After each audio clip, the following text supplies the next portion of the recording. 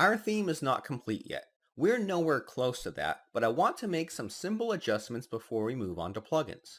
I would like to create a plugin that will allow user submission, user account login/registration, and a bunch of other features, but let's add some finishing touches to this theme. What I want to show you are just things we overlooked when we were creating the theme, but these topics don't need a lecture of their own, so we'll be jumping around a little bit. The first thing I want to do is replace these two attributes in the HTML tag. I'm going to call a function called language attributes, which will generate the HTML attributes we had previously. This course assumes you know HTML, but I'll explain what these two attributes do. The first attribute created is called dir, which is short for direction. This attribute will tell the browser whether or not the language used on the site is left to right or right to left. Most of the time, WordPress will not generate this attribute because most browsers by default assume left to right. The next attribute is called lang, which is short for language. This attribute will specify what language the page is currently using. This is beneficial because scripts and styles can display the content differently depending on the language.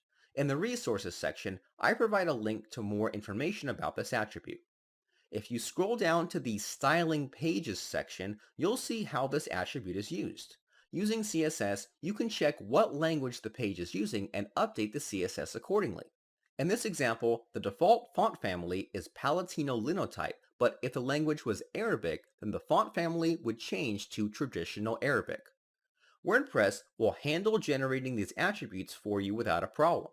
The next thing we want to do is create a meta tag with the ChairSet attribute set to the value returned by the function blog_info. In the resources section, I provide a link to this function. This function will return any value you specify inside the function. This function will return information about the current WordPress installation, such as the version or language. If you scroll down, you'll notice one of these is ChairSet, which is short for character set. This is very important as it'll determine how a lot of your characters are displayed. If you let the browser handle it, then some characters will be outputted differently than you'd like. By setting the character set, you instruct the browser to display it the same way every time. That's it for the header. I'm going to close this and open the single template and make a change inside the loop. Every post is assigned an ID and classes.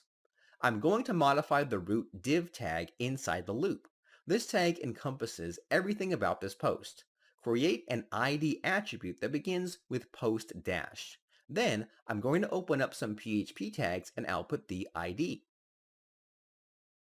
This function will output the ID of the current post. By doing this, the post will always have a unique ID. I'm going to call a function called postClass. This function will output various classes for this post that plugins or your theme can use to stylize this post. I already have a few classes being outputted, so I'm going to put these inside this function like so. Now these classes will be added onto the list of classes. That's about it for now. There are still a few things we can do, but we can take care of that later.